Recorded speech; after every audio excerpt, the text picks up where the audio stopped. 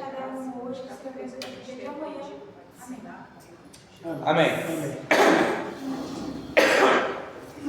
Hoje a gente vai estudar um pouquinho acerca do surgimento da escrita. Como que surgiu a escrita um pouquinho ali. Será breve, não será demorado, será breve, né?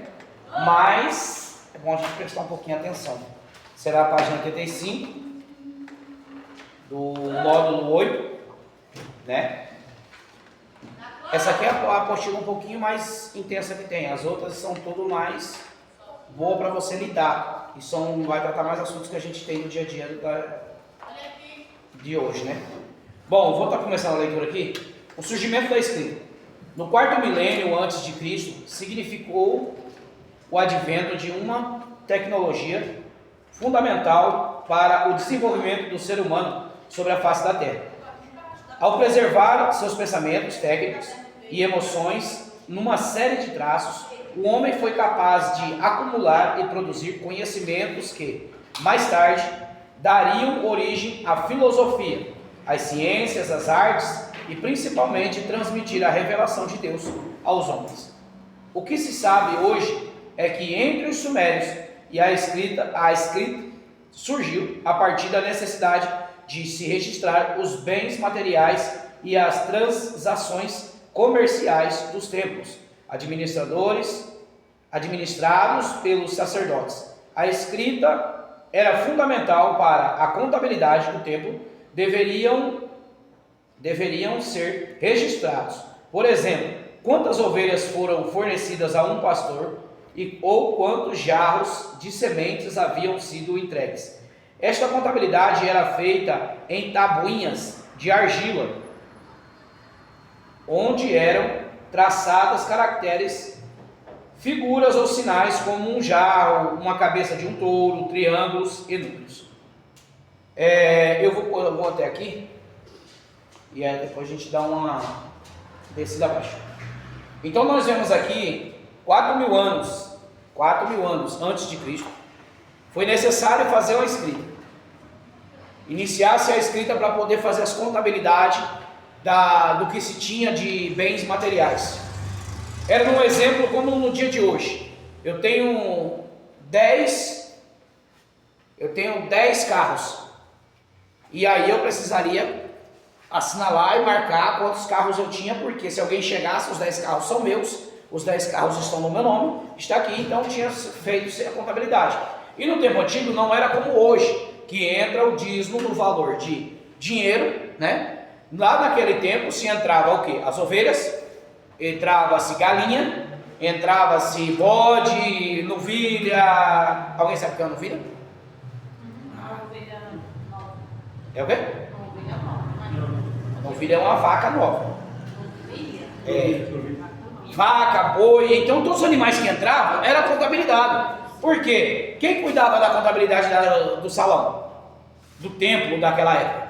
Os sacerdotes. Os sacerdotes assinalavam tudo, colocavam. Aí vamos supor, um pastor chegava, naquela época não era pastor de pessoas, era pastor de animais. O pastor era responsável de cuidar dos animais, a qual servia de alimentação para o templo e para o povo, para alguns que estavam. E ali entrega, vamos supor, entreguei 100 ovelhas na mão da missionária. E aí entreguei os 100 ovelhas na mão dela, ela tem que contar as 100 ovelhas. Nasceu-se dessas ovelhas alguns filhotes. Ela tinha que ir lá, assinalar, entrou tantos filhotes, entregar na mão do seu dono, o sacerdote do templo. E aí, por que eu estou falando? Até o dia de hoje a gente tem esse costume. Porque o que entra de dízimo e oferta na igreja, hoje eu não tenho o costume de pegar lá e colocar. Mas se ela coloca a quantidade que você colocou, e colocando na quantidade que você colocou, eu coloco o seu nome lá na folha. Mas ela dizimou tanto. Eles tinham o costume de apresentar diante do povo. Fulano deu tanto, ciclano deu tanto, do outro deu tanto. Eu acho isso uma falta de respeito. Porque assim, mano, eu vi no ministério onde eu iniciei ser feito dessa maneira. Os obreiros que não dizimavam eram expostos diante da igreja. Era obrigado, você era obrigado. O dízimo, ele é obrigação quando eu tenho um voto com Deus. Aí o meu voto é com?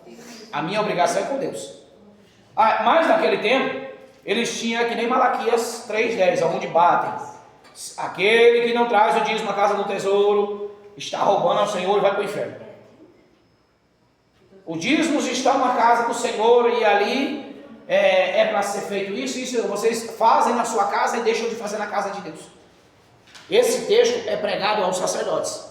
Só que muitos de nós lemos eles até o dia de hoje como dízimo e oferta por membro, ameaçando. Até mesmo os membros que já ouviram falar, porque tem medo da repercussão.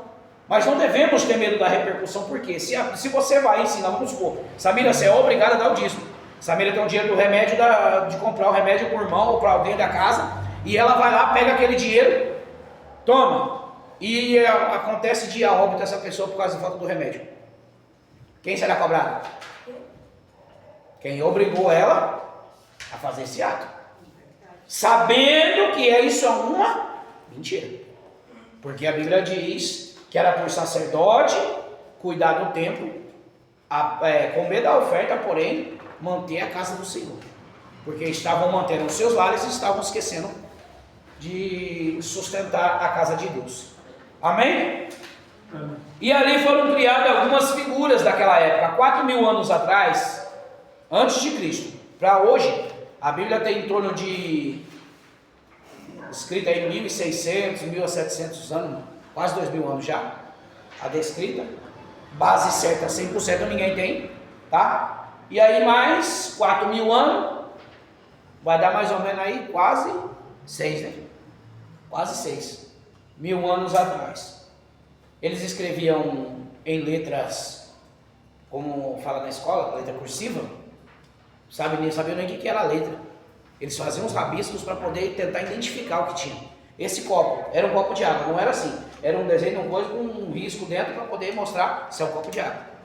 Então essas figuras eram desenhadas em tábuas. Tábuas de quê? De argila. Alguém já viu uma tábua de argila? Ou é tábua? Já manipulei argila, mas a tábua não. E era chamado tábuas de argila, que nem as pedras, as tábuas da lei. Eram feitas de quê? De pedra. Não era tábuas de tábua mesmo. E aí a gente vê que essa figura de linguagem da época era transmitida através de quê?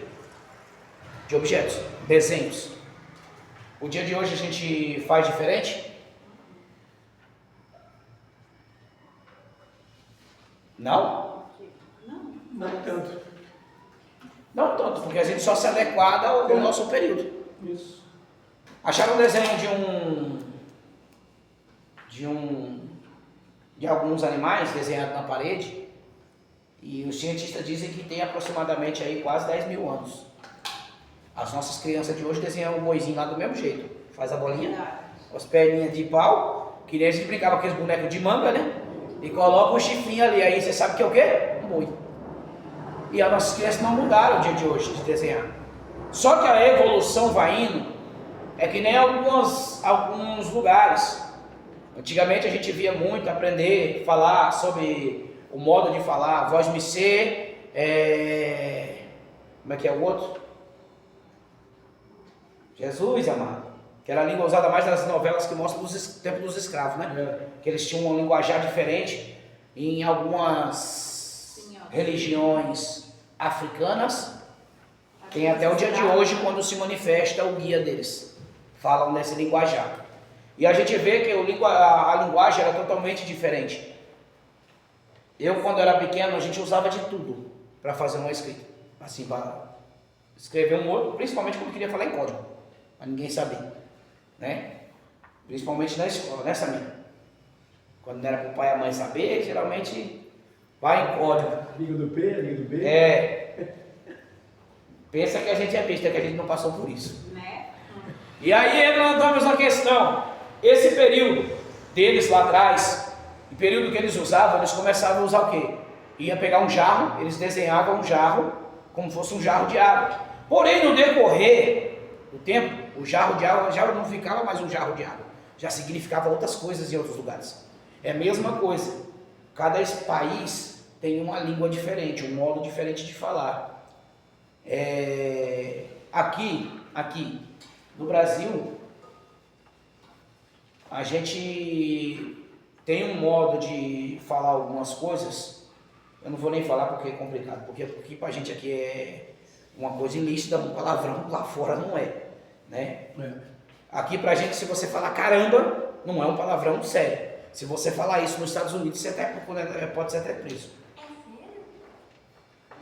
Se você xingar uma pessoa de filha da mãe, você está condenado até 3 meses, de 3 a 6 meses de cadeia. Eles não falam palavrão. Aqui no Brasil, o pessoal leva tudo na brincadeira. Lá nos Estados Unidos, tanto a gente vê, não só nos Estados Unidos como em alguns outros lugares, é que nem eu sempre uso exemplo. Aqui no Brasil, se você chamar uma mulher de rapariga, você está xingando, ofendendo ela. Em Portugal, rapariga é uma moça. Aí tem outros nomes que a gente vê aí, que pra gente aqui é um palavrão, que a gente colocou como um palavrão, que eu não sei de onde que tiraram, que é um... isso aí. Aí lá, não. Mas se você fala, todo mundo age como palavrão, você vai entender o quê? Eu não devo falar. Mas só que assim, se você olhar pelo o cotidiano ali, ou pelo dicionário, ou pelo que ensina, não é palavrão. Porém, a gente colocou aquilo como palavrão. Eu vou fazer um ato aqui, vocês não escandalizem, tá? Se eu fizer assim pra vocês, o que que é? Ah, isso aí passa gente. Eu estou ofendendo vocês. Não, mas se eu fizer... Só que se você olhar, não tem nada a ver, isso é um dedo. Meu filho fala, mãe, você está mostrando o dedo. Então, isso é um ato de quê? É um ato ali para que em muitos lugares, se você faz, é que nem eu vi as crianças xingar a mãe. Ah, sua mãe é uma... Ah, peraí, aí a gente se ofendia, ficava bravo, queria brigar. Mas peraí, tua mãe é. Pra que a gente briga? Né? Aí é onde entra a maldade da onde? Na mente do é na mente da gente. Na mente da gente. Não se ofende não, meu filho, deixa passar. Não tá machucando. Só que a gente tem que ensinar isso que não pode falar. Porque infelizmente acaba escandalizando. É que nem eu tenho visto. Vamos supor, eu chego aqui no altar. Eu solto alguns palavrões. Vai escandalizar a igreja? E a moda agora é no meio da pregação só tem palavrão. Eu já vi. Isso aí pra mim é falta de respeito. É falta de respeito. Solta um palavrão desse perto de um juiz pra você ver. Vai preso na hora. Aí a gente entra no quê? Falta de respeito. Falta de respeito. Mas como é na igreja, ninguém fala nada, acha bonito isso. Nem percebe muitas das vezes o povo. É o que eu falo, o juiz tem mais autoridade do que o pastor. Então, não digo autoridade, de autoridade. Eu só respeita mais. Respeito. Lógico, pois eu tenho direito. Eu devo respeitar mais o pastor do que o juiz, né? Diante da palavra de Deus. Porque o pastor, além de ser o nosso pastor elegido por Deus, é o sacerdote que Deus determinou para tomar conta das ovelhas, né? Então, eu creio assim, que eu devo respeitar mais o sacerdote dentro de um templo do que um juiz diante de um tribunal. Exatamente. Vamos ler mais abaixo aí? No início os desenhos tinham apenas um significado específico, como eu acabei de falar. Porém, essa figura, ou pictograma, sofre alterações ao longo do tempo e se transformam os sinais que foram simplificados e abreviados e já não podiam mais ser reconhecidos como a imagem de um objeto específico. A figura que representa um jarro, por exemplo, já não tinha mais a semelhança, foi o que eu acabei de falar, com o desenho de um jarro. Os sinais adquiriam significados mais amplos, transformando-se em ideogramas e sendo usados para representar os sons, fonogramas. Alguém sabe o que é um fonograma? Fonograma nada mais é do que quando eu, em vez de eu escrever, eu vou começar a fazer as músicas, falar em sons. Vamos supor, é que nem eu escrever um hino da harpa. Em vez de eu pegar o hino aqui para ler, não, eu solto ele da mente. E aí eu pego e faço o quê? Registro aquilo ali. Em vez de eu te mandar uma mensagem por escrito, eu vou te mandar uma mensagem de áudio. Deu para entender? Naquela época era do mesmo jeito. Então, em vez de eles escreverem, eles começaram a cantar. Aí vamos supor, cheguei na Marcela, cantei para ela uma música, ela vai cantar para a missionária canta para a Samira. Um exemplo, tá? Passa para o pastor Anísio e assim vai indo até chegar na pessoa que era para ser. Ali era um cântico, um recado. Até chegar ali nas cartas. Ali vai chegar tudo alterado. Chega. É que nem o telefone sem fio, né? Sempre tem alteração. Sempre tem alteração. E aí... Fonograma, aprendi o que é o pictograma são símbolos de figuras, tá? Pictogramas, que eu coloquei em cima aí, ó, que eu falei, são figuras, símbolos de figuras. Ou seja, que nem eu acabei de falar, fez um desenho de um boi, ele simboliza ali um boi. Fez um macaco, simboliza um macaco. Fez um cavalo, simboliza e vai indo. No grego, ou no hebraico, cada animal, ou como eu disse, cada letra do alfabeto tem um significado como um animal e tem um significado como ali como é que fala? Como um animal, como uma casa, como um objeto, como qualquer coisa. Cada letra tem um significado e tem um sentido. Alguma dúvida até aqui? Não. Tá. A escrita, aí eu vou estar lendo agora a escrita. A escrita deixou de ser apenas uma convenção restrita a um grupo de sacerdotes. Ela tinha de ser ensinada e aprendida, tornando-se um sistema aceito pela sociedade sumeriana, como um todo. Surgiram então pessoas que tinham como função fazer o trabalho de anotações, que tinham o conhecer do sistema de escrita, conhecidas como os escribas.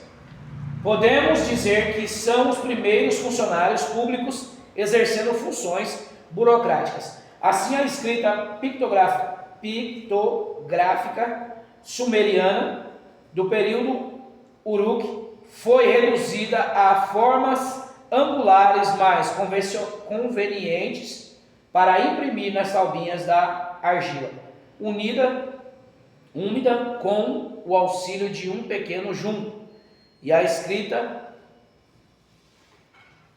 cuneiforme, como passou a ser denominada, foi desenvolvida originalmente para escrever a língua suméria ou sumeriana, porém foi adotada por outros povos como os acadianos, eblaitas, elamitas e tiitas.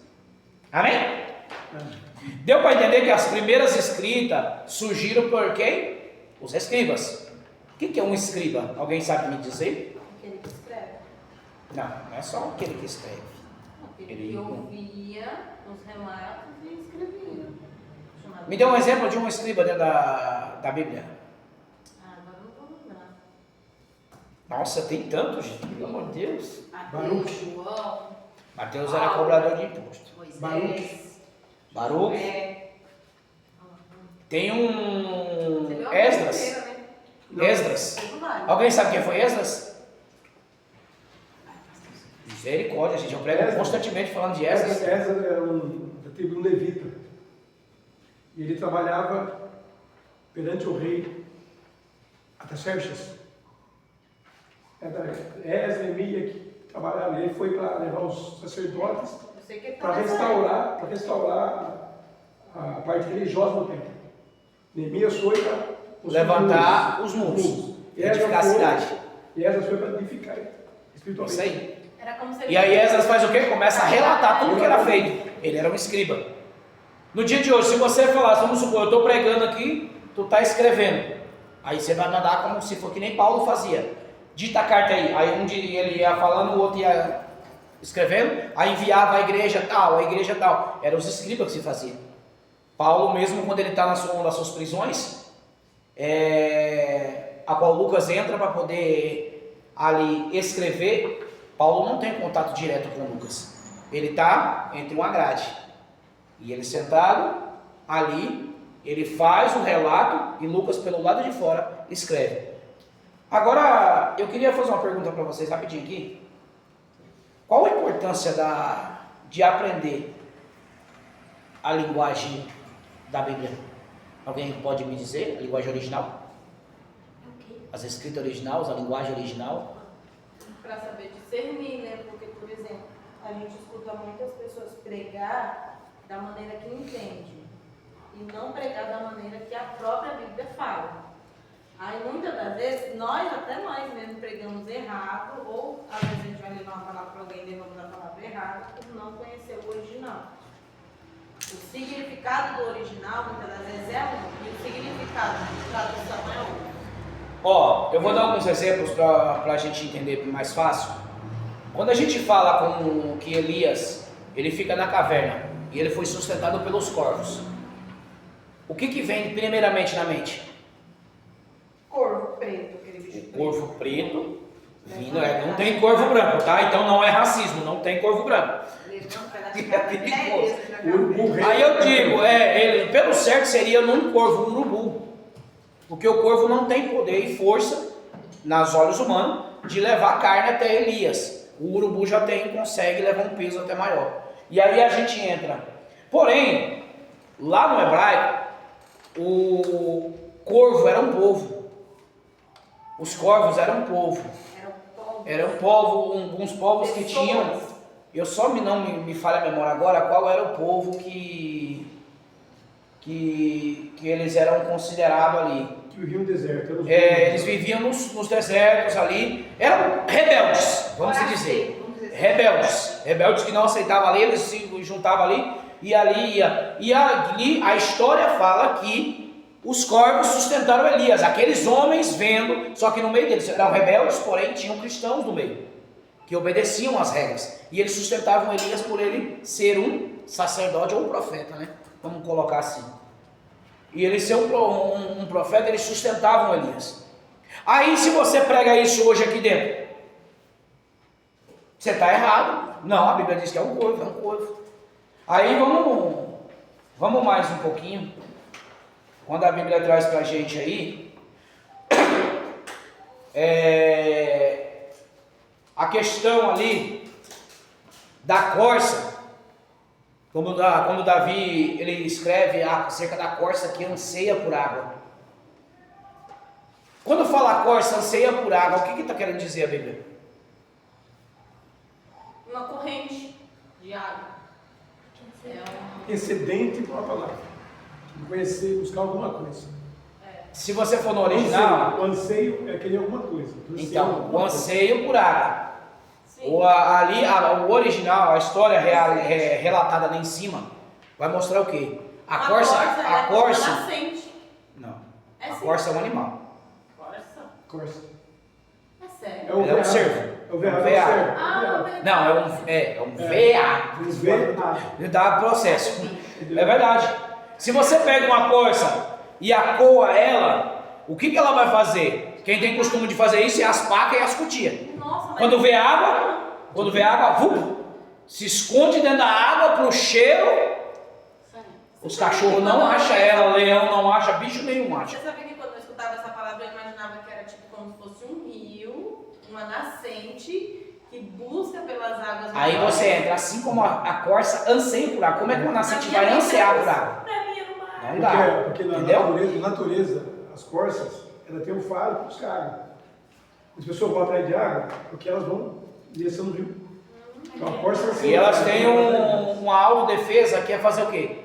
Se aprofunda na água para tirar o cheiro, o odor, por causa do suor, atrai os animais que têm um olfato apurado. E ela tem o costume, não só ela, como a paca. Se você acuar uma paca, ela vai afundar dentro da água, você não pega ela mais não. Ela se esconde até o bicho ir embora. E ela consegue manter a respiração. A capivara, quando alguém já viu uma capivara correndo pulando dentro da água? Pega mais? Pega mais nunca. Então essa entra na questão. E eu fui entender essa história da corça exatamente por causa disso. A gente tem costume de pegar assim como a corça anseia por água.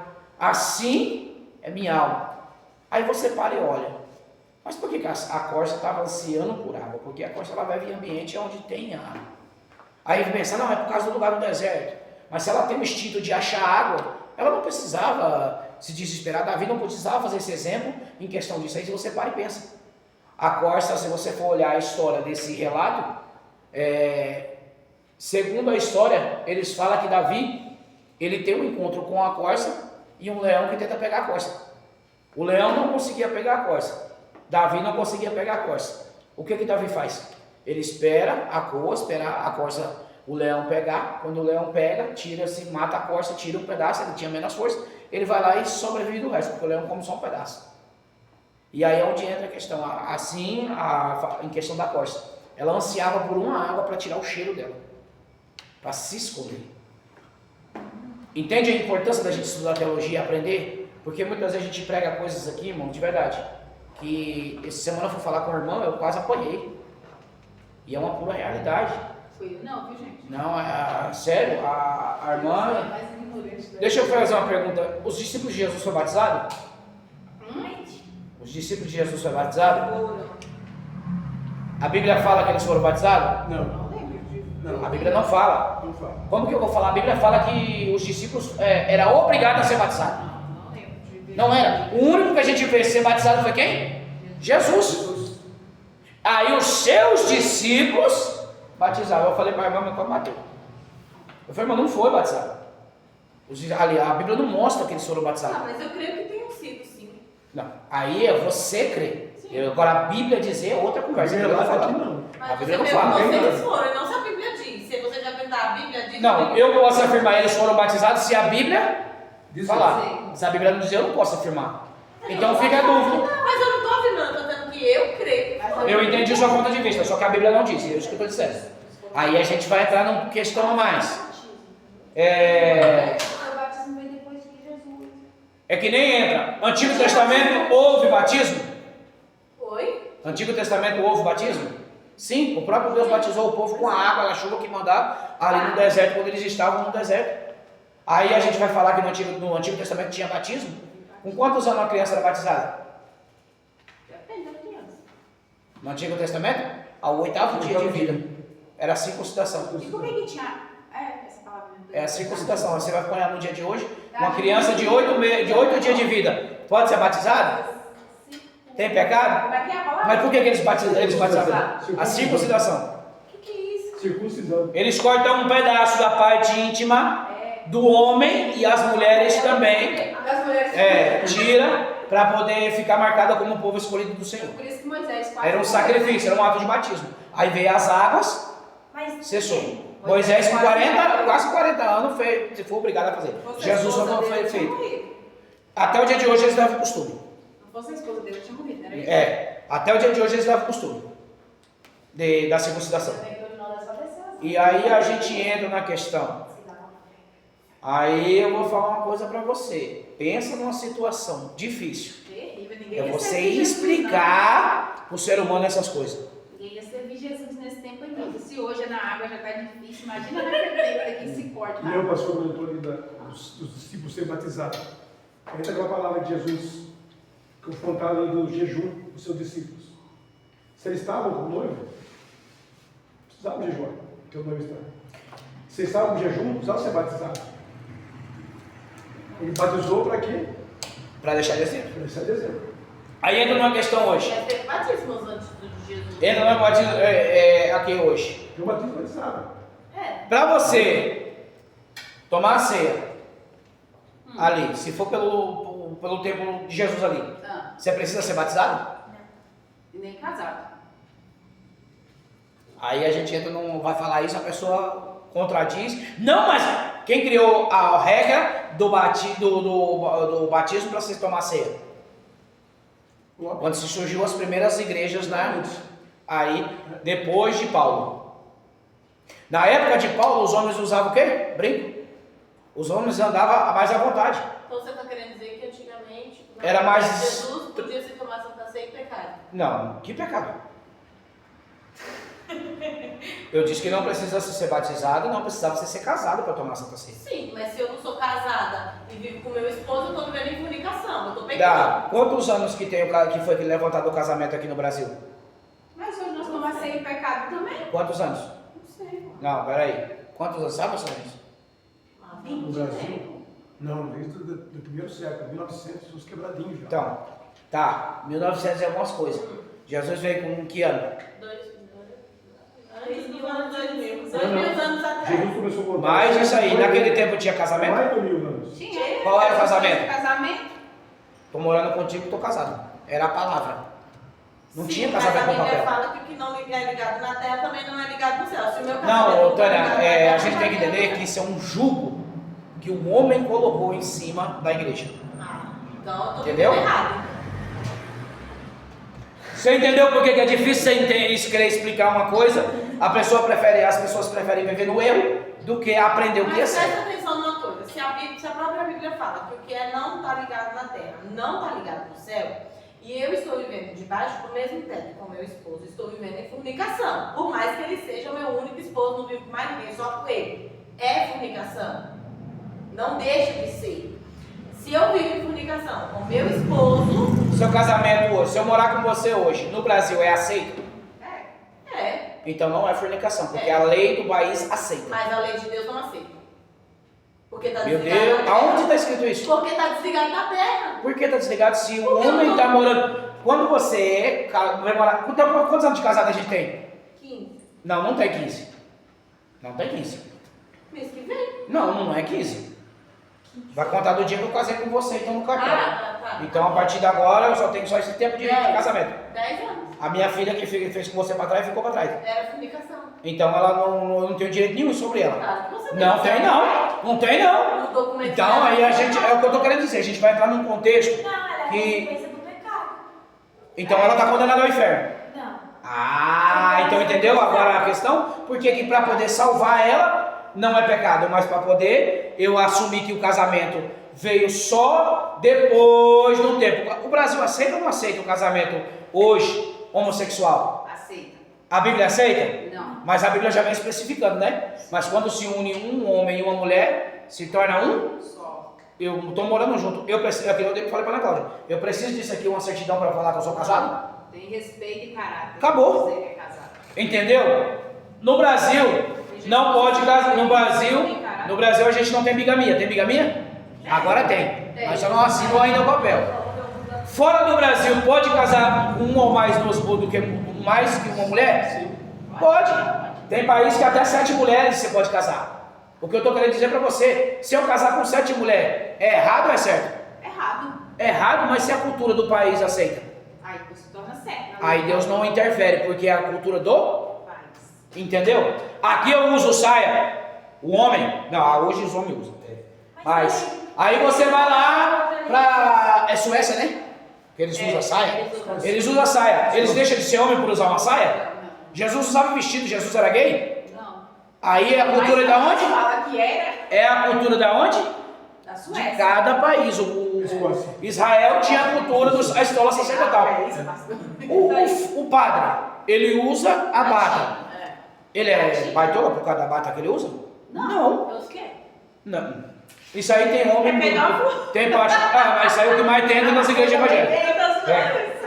Aí você entra num contexto aqui, por que eu estou querendo dizer, irmão, para vocês entenderem? Muito pesado. Ó, para vocês entenderem o que eu estou falando, Pesado. não adianta, a gente tenta muitas das vezes colocar um jugo em cima de uma pessoa que não existe. Exatamente. É que nem a questão até ó, quando eu me converti, a missionária e o pastor que estava à frente, a missionária abominava quem ia numa praia. Mas um dia ela decidiu ir na praia. Mas para os outros é pecado, para mim não. Né? Eu não posso chegar na praia e fazer que nem o pessoal faz, usa calcinha e sutiã na praia. Aí põe um Usa biquíni calcinha. fio dental e vai Então, desfilar. só que é o seguinte, eu acho errado, porque na praia você pode, aqui você não pode andar na rua. Para mim é a mesma coisa, não tem Se diferença. eu não posso lá, eu posso aqui. E aí entra num contexto. Se lá, se você ir na praia hoje é errado, Não. Jesus vivia à beira-mar, pregando a palavra dentro dos barcos. O que eu quero dizer para vocês é que tem coisas que a gente aprendeu de uso e costume do homem. E não é doutrina bíblica. Doutrina bíblica é diferente. E aí, se a gente entrar num contexto desse, dá desavença, aí eu estou errado, eu não aceito. Irmão, a gente tem que aceitar ou não aceitar. Ou aceitar a Bíblia ou não aceita. Mas até porque, vai ter uma dúvida bem sustentável do casamento, Adão e Eva, Não foram casados. primeiro casal, instituiu ali. Não tem relato que Pedro foi casado no papel, não tem relato que Moisés foi casado no papel, não tinha nem apresentação diante do sacerdote como casamento. Ah, então ninguém precisa casar mais não. Dá pra fazer algo sem casar, então. Tá tudo certo. Então aí você questiona a Deus, porque aí já não é comigo. Uai. Eu estou dizendo que a Bíblia ensina. E eu entro num contexto que, quando eu não quero aceitar a verdade, infelizmente eu vou, como se diz, arrumar pretexto para poder não aceitar. Não é que não quer aceitar. É que a verdade para uns é errado para outros. E cada um tem o seu Aí, vamos entrar naquele contexto de Paulo. Eu como carne de porco. O que Quem não Paulo come diz? carne de porco O aqui? que o próprio Paulo diz? Então, não, peraí, rapidinho. Eu como carne de porco, mas tem gente que não come. Eu vou condenar quem não come? Não, nem pode. E se eu como, eu não condeno quem não come. E quem come não condene é Bíblia. Se eu acho o que a Bíblia está dizendo para mim ali é seguir os mandamentos da Bíblia, eu vou seguir os mandamentos. Se você tem uma ideia diferente, é por isso que existem as escolas diferentes escatológicas, ou as escolas de teologia diferente. Cada um tem o seu ponto de vista. Porém, nenhum quer seguir o que a Bíblia ensina. É por isso que Jesus disse aos seus discípulos: se não é contra nós e é por nós, amém. Querendo ou não, a nossa igreja aqui, hoje, é que nem uma questão do irmão Rafael, que eu fiz o batismo dele porque a minha esposa não queria casar. Aí eu digo para vocês, ele está sujeito, eu tenho que obrigar ele a ir para o inferno porque a mulher não quer dar o casamento a ele? Não. Ele tem mais de 20 anos com a mulher. Se ele morrer hoje, fica tudo para quem? Mesmo não estando casado no papel, a justiça entende ela como esposa. Deu para entender? Então, de verdade, tem muitas coisas que eu estou falando. A gente, logicamente, que se você for aplicar isso aqui dentro aqui, eu vou ser expulso daqui. Só que a gente vê. Pai Senhor, vem. É dinheiro? Pode deixar o dinheiro aqui. Tem dois. Tá bom, de aqui, tá? Ah, se for dinheiro, eu queria. Não é dinheiro, eu não quero. Tchau. Aí a gente entra numa contradição em alguns pontos. Mas assim, esse assunto não é para agora, a gente vai trazer esse assunto à tona depois. Porque o nosso curso vai falar sobre esse assunto. Amém? Vamos falar um pouquinho agora aqui embaixo acerca da... Uniforme hieroglifos, Hieroglifos. Ah, meu filho, thank you. My baby is morning. Ó, uni e informe. E hierogrifos. Vamos ler o texto? A Mesopotâmia é a religião entre os rios. A Mesopotâmia, a região entre os rios Tigre e Eufrates no Oriente Médio. Segundo os pesquisadores, teria sido o lugar em que surgiram os primeiros rudimentos da escrita. A história nos informa que os mais antigos sistemas da escrita nasceu por volta de 3100 a.C. ou 3.100 anos. 3100 anos antes de Cristo, no sul da Mesopotâmia, como resultado do processo de assimilação entre os sumérios e os povos semitas e da Arábia. Ah, lembrei, é os árabes, que os corvos que eles chamavam eram os árabes, tá? E quando sustentou Elias ali. E em conformidade com o que havíamos dito anteriormente, o processo teve início a partir de uma imagem simples, ao qual evoluiu para o símbolo pictográfico, fonetizado, para só mais tarde a construir uma palavra. Segundo os achados arqueológicos, as mais antigas inscrições descobertas até hoje foram achadas em Uruk, atual cidade de Warqa, do sul do Iraque, e datam de 3.300 antes de Cristo. Como os sinais eram formados por um junco ou cabo de madeira que deixavam um traçado semelhante a uma cunha. Esse tipo de escrita recebeu o nome de cuneiforme, derivado do termo latim cuneus. Olha, uma palavra dessa é até perigoso você falar isso, que os outros já interpretam errado. Tá falando palavra, não sabe nem o que é. Que significa cunha, usada para controlar as mercadorias que entravam e saíam dos palácios e templos da Mesopotâmia, dos mesopotâmicos. O cuneiforme era inicialmente uma escrita pictográfica A ideia de um boi, por exemplo, era representada por sinais que lembravam a cabeça desse animal, enquanto o desenho do sol surgindo no horizonte, perdão, é que o óculos já está embaçando, significava o dia. No segundo milênio antes de Cristo, na página 86 aí, no segundo milênio antes de Cristo, a escrita cuneiforme tornou-se corrente em todo o Oriente Próximo, tanto que passou a gravar não apenas a língua dos sumérios, os primeiros habitantes da região, mas também os semitas, assírios e babilônios. Não só as placas de argila, mas também as peças de marfim e pequenas tábuas de madeira eram utilizadas para a transmissão de seus pensamentos, inicialmente concebido para responder o propósito administrativos, leis e editos, contabilidade dos comerciantes e dos estados. A escrita depressa extravasou seu primeiro objetivo, passando a ser utilizada para outros fins e principalmente para transmitir a revelação de Deus aos homens. Então nós vamos ver aqui que eles usavam uma cunha. Vamos dar um exemplo, era como fosse a caneta no dia de hoje. Porém essa cunha, ela era pontiaguda, né? E tinha ali provavelmente seria uma cunha de ferro ou de madeira, como mostra. E ali eles faziam argila ainda mole, eles iam escrevendo, desenhando naquela argila, como se fosse a nossa caneta. Eu não entendo, até um tempo atrás eu não entendia como que Moisés escreveu naquelas pedras, porque disse que eram tábuas de pedra. E aí onde fala, a gente estudando a gente aprende, na argila, as tábuas mole.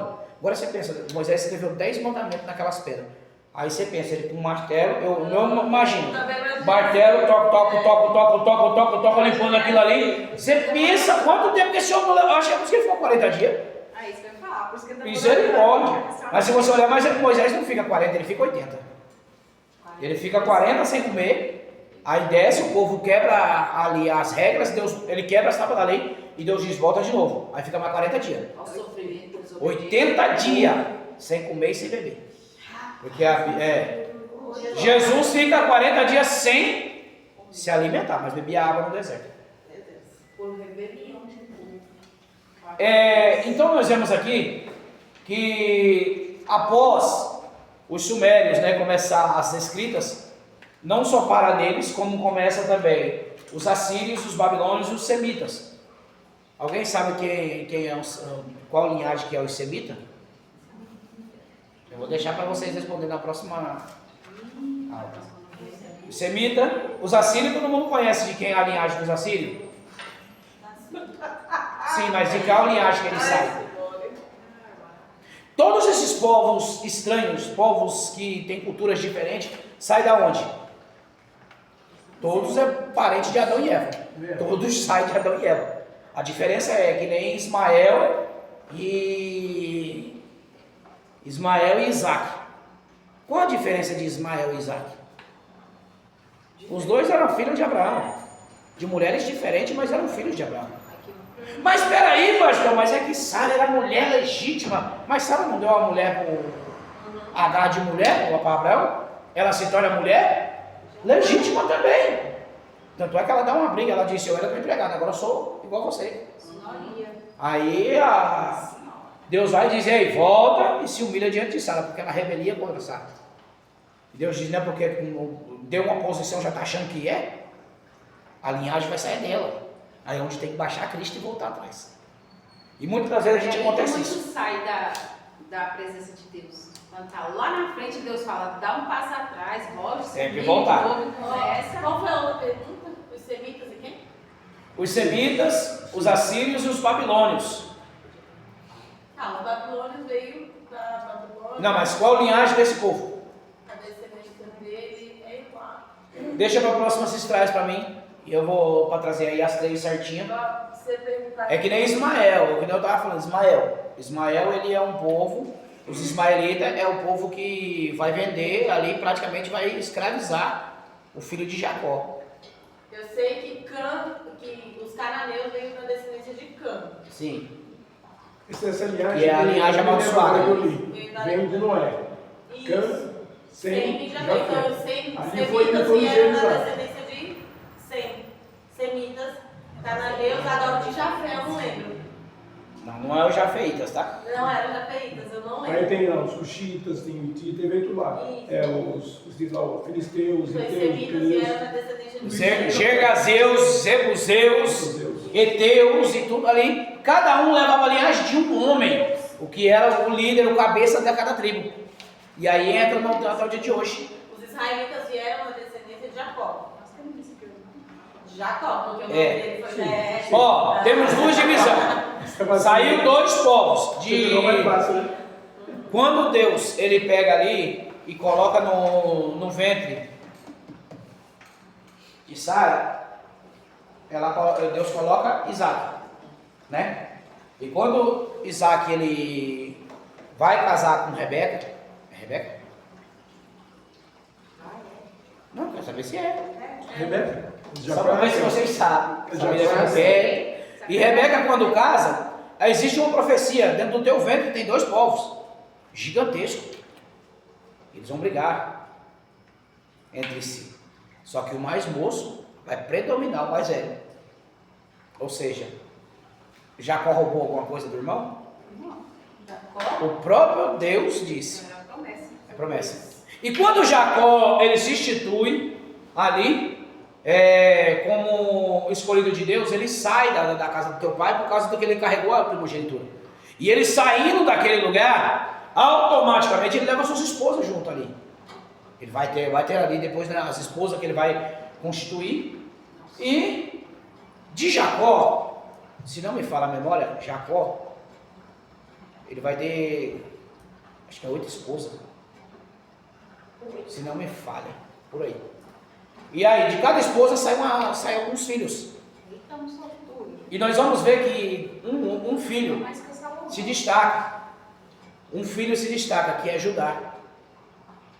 E nós vemos que Jacó, quando tem o encontro com o anjo no val de Jaboque, o anjo vai, fere a coxa dele e diz: a partir de hoje você não chama mais Jacó.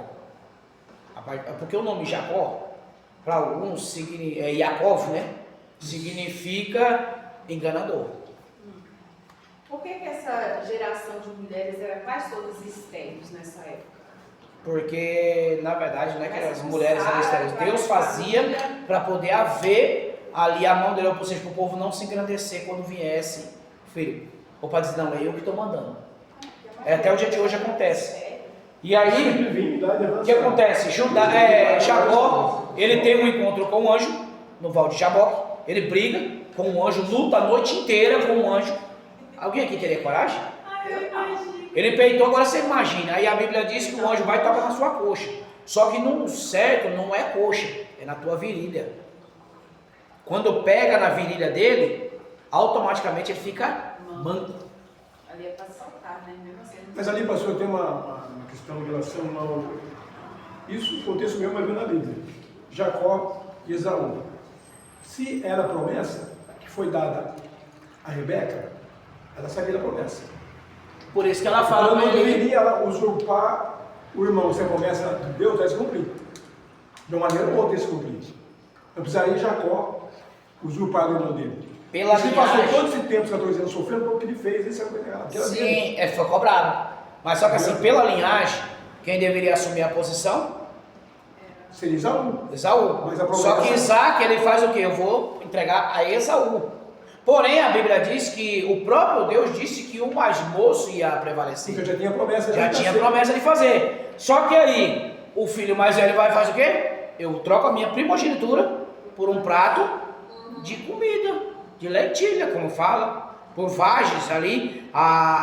Aí você olha, A promessa cumpriu aí. Jacó não rouba. Se você olhar pela lógica humana, ele roubou. Mas pela promessa que Deus fez, ele não rouba. Ele trocou. Desprezou. É a mesma coisa. Se tu chegar para mim hoje e falar: ó, pastor, eu estou trocando meu cargo. A partir de hoje eu vou trocar com a missionária. Eu vou ser missionário e ela vai ser a pastora. Vai ser pastora. é como se fossem duas crianças chegassem para os pais e falassem, mas ele trocou comigo. Só que o problema é que uma criança ainda passa. Ele já era um adulto. Pois é. Já eram homens formados. E a Bíblia diz que após essa guerra, Jacó, ele fica manco. E aí Deus, o anjo disse para ele assim, ó, tu lutaste com o próprio Deus. A partir de hoje você não chama mais Jacó. A partir de hoje você se chama Israel. Nasce-se uma nação. Aí se levanta Judá, o filho. Aí de Judá a gente vê os judeus, os israelitas, tem os hebreus, que vem de Abraão, Isaac e Jacó, e temos aí de Jacó para frente a gente já tem os israelitas, e de Judá a gente tem os judeus, que é a linhagem do dia de hoje. E desses dois povos saiu o samaritano, onde eles mesmos brigam entre si, sendo que os samaritanos são ali apropriadamente israelitas do mesmo jeito. Só tem um povo diferente que misturou o sangue, mas era da mesma linhagem. E aí a gente entra, os próprios irmãos se matam entre... Mas aí você olha, no dia de hoje, Judá e Israel se dividem em duas nações. Judá teve que se apartar do pai, teve que se afastar, porque começou a crescer demais. E aí é onde a gente olha, quem conhece a história de Judá? Judá ele gostava de prostituta. Era um homem que tinha suas mulheres, mas achava oportunidade de se deitar com uma prostituta. E aí ele vai, deita com a própria nora, achando que é uma prostituta, e é onde começa a linhagem dele ali de novo. Os filhos morrem, ele entrega a mulher diz, eu não vou morrer sem marido não. Vai lá, ele deixa o cajado e alguns pertences dele, aí ele fala, mata ela, vou matar ela. Aí ela diz, não, peraí, vamos ali na tenda que eu vou te mostrar quem foi que deitou comigo. Se fosse pelo certo ele tinha que morrer junto. Mas por ele ser um cabeça de tribo, ele fez o quê? Peguei pra mim. Casei, tirei o B.O., ninguém mais falou mais nada, mas pelo certo, ele deveria carregar o B.O. que Davi carregou sobre ele. Amém? Então nós vemos, nasce dois povos, Israel e Judá. Povo norte, o reino norte e o reino sul. Qual é o reino norte? O reino sul. Eu sei quem é, pastor, mas não sai. Eu estava lendo, eu ouvi a palavra sobre isso hoje. Amém? Nós vamos só fazer essa linha. Jerusalém. Eu não vou continuar. Vou deixar para vocês responderem na próxima semana. Mas eu gostei dessa explicação no final. Foi bom. Mas... De tudo que eu entendi com essa explicação no final.